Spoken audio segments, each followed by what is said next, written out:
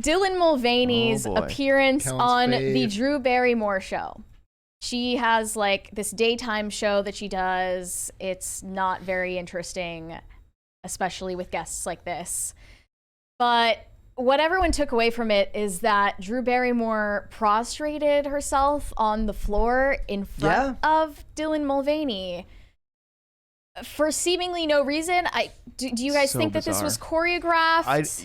You could have put any person in that guest chair and it would have been weird. Like, anyone. But do you think that they planned it that way, or yes. Oh, yeah. she just absolutely did that out of Did you see the TikToks they were making together? Yeah, of them pretending to kiss. Because she's never been. Because she was in the movie Never Been Kissed. Really? Yep. On Dylan's account. I don't know. I didn't look that far. I just saw it. Oh my gosh. Okay. So we're still at, under a year of Dylan Mulvaney's TikToks about, what it's like to live like a girl. Hasn't even been 365 days yet. I don't even know if it's been 300 days. Just celebrated just for existing now. Mm-hmm. And it's weird that it's called girlhood, right? Because that implies that you're younger child. Than a woman. Right. I don't really get that. So this interview wasn't even really an interview. It was just Drew Barrymore stroking his ego, saying it's so amazing what you've done. You're so inspirational. Why is it inspirational? Because they've been a woman for such a short period of time. It's incredible what they've gotten done. They have women solidarity. It's women plus now. look at how far you've come in such a short time. And this is kind of like a telling way to word it. Dylan Mulvaney said there's so much hate against the trans community. And what is the weapon that you can use against the trans hate? He said, I think the greatest weapon I can contribute is trans joy. Comedy, talking about hard subjects, there's intricate moments of transition, trying to let everyone in to see that. I'm not a monster. Is a whole joke, there's nobody less okay with comedy than the trans activist community. Yeah. Or genuine joy and lightheartedness. I can't speak to that. I can only speak to what I see, and that's that they do not like jokes. No. They do not like humor. Well, I guess they're the only ones who get to make jokes. Yes. So what's so upsetting to me, though, a bunch of things are about this, but so I just recently saw that certain people on the internet are finding the Book of Mormon photo. So if you guys don't know, Dylan Mulvaney was in the Book of Mormon. An actor before he transitioned. He was in the Book of Mormon. So people think that's a real photo.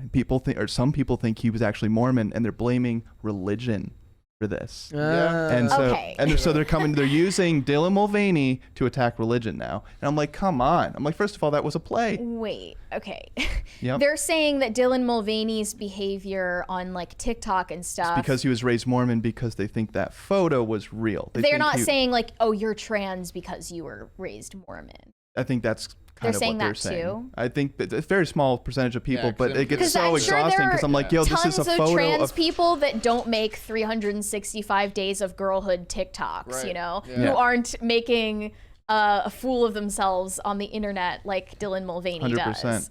There's this other photo I saw, and it's because you see Drew Barrymore's kneeling to a man, right? And so there's this photo from early, it's like a propaganda photo from the 1920s, and it says it's a man in bed and his wife or girlfriend's kneeling beside him serving him food, and it says make sure she knows her place. And they put that photo right beside the Drew Barrymore photo. It's not a good look. And I'm like, wow. Also, and it was like, look how much we've accomplished in 70 years. After that happened, after Drew Barrymore gets on the floor, Dylan Mulvaney quickly also got on the floor, so it didn't last that long. So they both just started kneeling on the floor, getting really close to each other. It was very uncomfortable to watch. And I don't know what this is other than LARPing that you're at a slumber party in elementary school. Right, that's what I felt like. Talking about what boys you like. I don't. Also, if you look at this picture, Dylan Mulvaney looks like weird, like Andrew Garfield in drag. I was just going to say, you can tell just by Dylan's armpits that it's a man.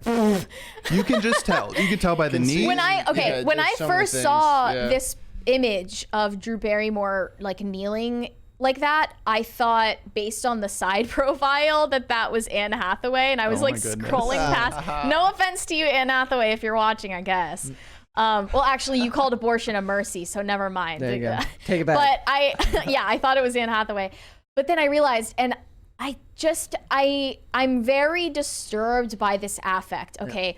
Because I think that a lot of these people, when they transition, try to, instead of, trying to look like a woman, they try to look like a certain specific woman that they idolized growing up. It's a costume. And in this case, I think that it is Jackie Kennedy.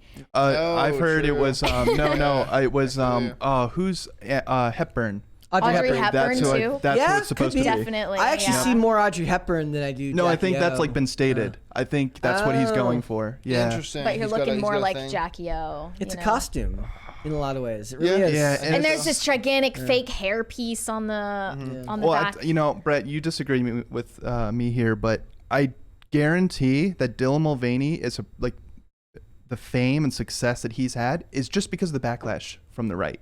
Right? He does stuff like this. We all freak out. The reactionary. We all freak out, and then the left also adds to the fire by defending him. I disagree. So you know what? I decided unless someone talks to me about Dylan Mulvaney, I'm not talking about Dylan Mulvaney. Well, here we are then. I know. But I think I disagree because Dylan Mulvaney has gotten so much direct support from actual mega corporations. Sure.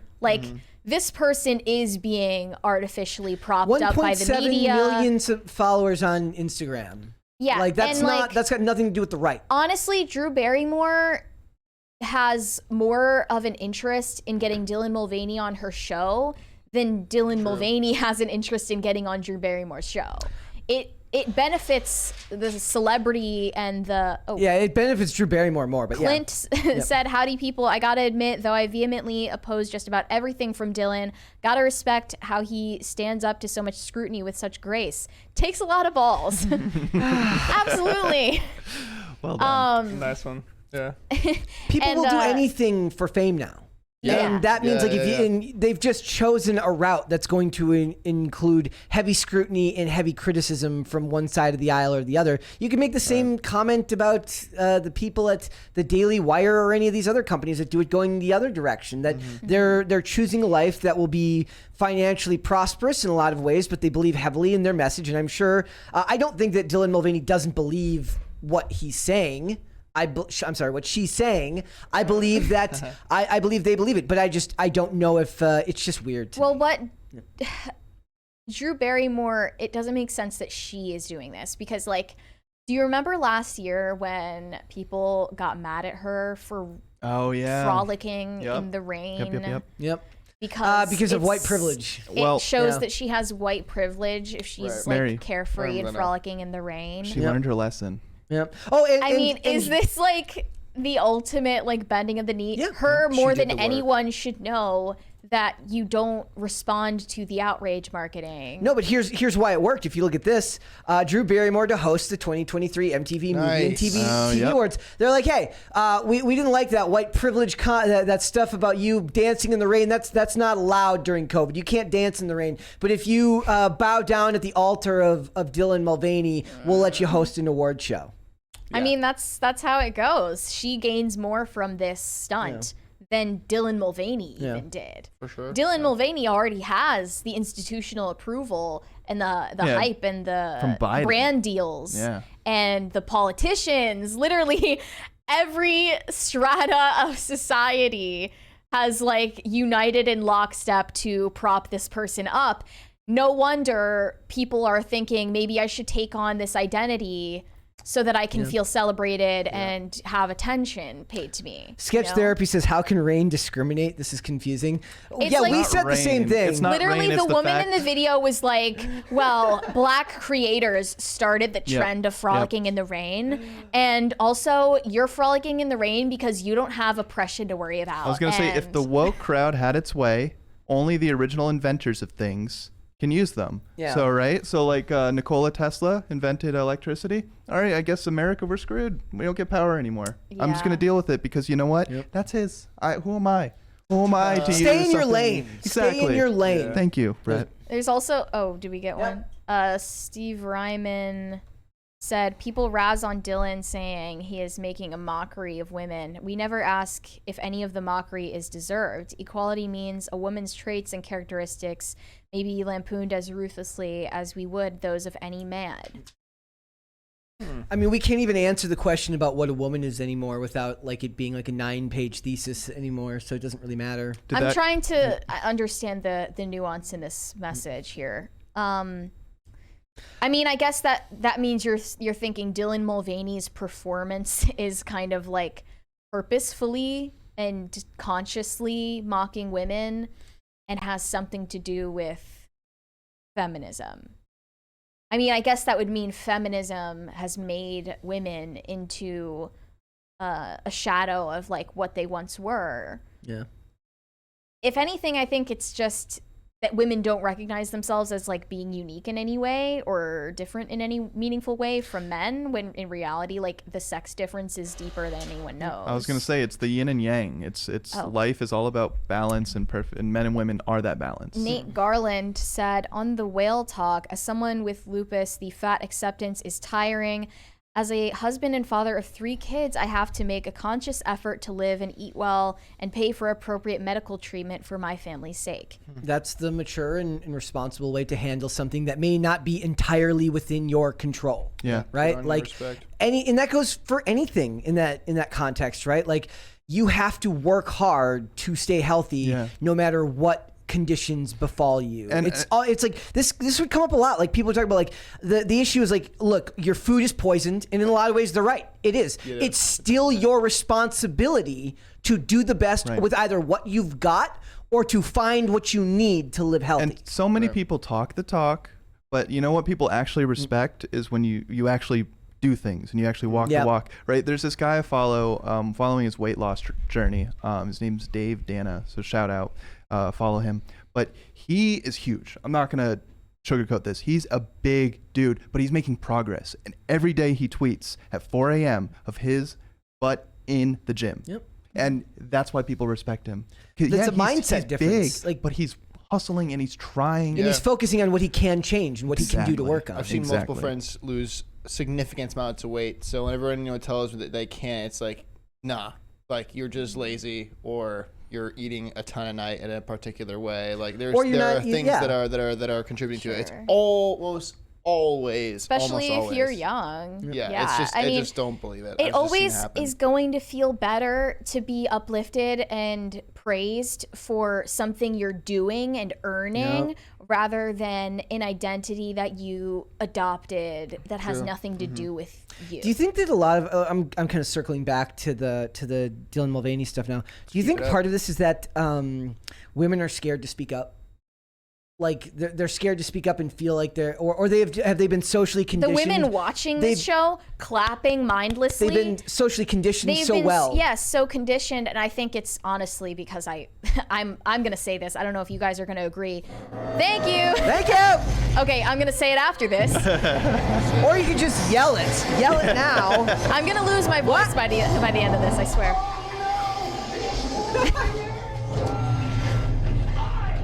Batman. Jim Carrey is the Riddler. Yeah. Better than Paul Dano. Oh my goodness. Okay. What I was gonna say is I think that women are more susceptible to social conditioning than men.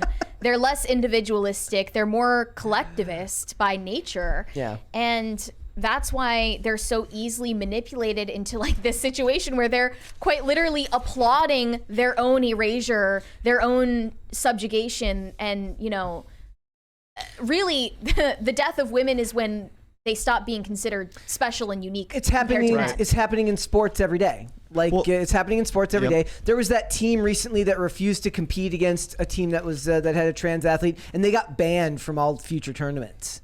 So dumb. So dumb. Last year there was a volleyball team that decided to be caring and allow a transgender. I don't even know the term. They allowed a man who is now a woman on the team, and because men are just so much bigger and stronger, he like gave a girl a concussion and she was done for the season. That's how hard he hit the ball. And it's just like stuff like that there's a real concern here. Yeah. But you're absolutely right, Mary. Like, I think that's why maybe if we go back to 2005, look at the most popular women celebrities. They were strong and powerful, and they were willing to fight for themselves. Like what names come to my mind? Like Beyonce, right? Like she is her own woman. She made her money. She's not waiting for someone to tell her what to do. and we've lost that. I think even then we were kind of lost because there's, that mindset that kind of Destiny's Child championed, which is like single ladies. Be independent, be single, make your own money. It's that was like the end, we the say beginning of the today, end. like chase the bag, dump him. But sure, but don't rely on a man for anything, including even like love. Stop again. Stop. Talk is talk. But look at what Beyonce did. Did she stay single? People aren't listening. People don't care about what she did. They care about the music. That's what sticks the to people. The example she says is so much less relevant than the message of the music she puts out. To me, like when someone does an action rather than just giving a speech, it does speak more. But that music was the beginning of the end for relationships in a lot of cases in America. It was like. I mean, I would say that it began much earlier than even that. But no fault divorce and rewarding people for having kids out of wedlock, sure. But I'm just saying that now you are fundamentally rewarded for not getting married. Or you're rewarded for either getting divorced, but also we've made people feel as if any form of commitment or relationship becomes a form of oppression just by the very nature of the relationship being something where you have to rely on the other person. I don't know why that's looked down upon. I would love for someone to take half of my bills. Like, come on. I mean, but it's not just that. It's also coming from mega rich women who don't relate to the experience of the average woman, but want the average woman to sing along and clap for them, and be in this united struggle when they have nothing in common. And to be fair, like in a lot of those discussions, the stuff about being your own person, doing this and that, being your own person is one thing, but not being able to share who you are with another person in a healthy way is a completely different thing. Yeah. And the nuance of that gets lost in the context of the music, and people come to maybe not the wrong conclusions, but the conclusions they draw are often unhelpful and unhealthy for society as a whole. And I think we see that each and every day. Yeah. I don't know if that same thing holds true in other countries. Like I have a limited, perspective of like, I have friends in other countries and there just doesn't seem to be the same animus. Okay. Like on International Women's Day, it was really funny seeing like friends of mine that live in other countries, like posting about like the stuff that we read about literally every single day. So it's like women posting about like, it's International Women's Day, like support women. But it's like, they don't make that a discussion that happens every single day because they aren't hung up on wedge issues and identity politics the way we are. Thanks for watching. Listen to full episodes of Pop Culture Crisis on Spotify. Keep up with us on social media and make sure you subscribe and ring that bell so you never miss the show. Bye, guys.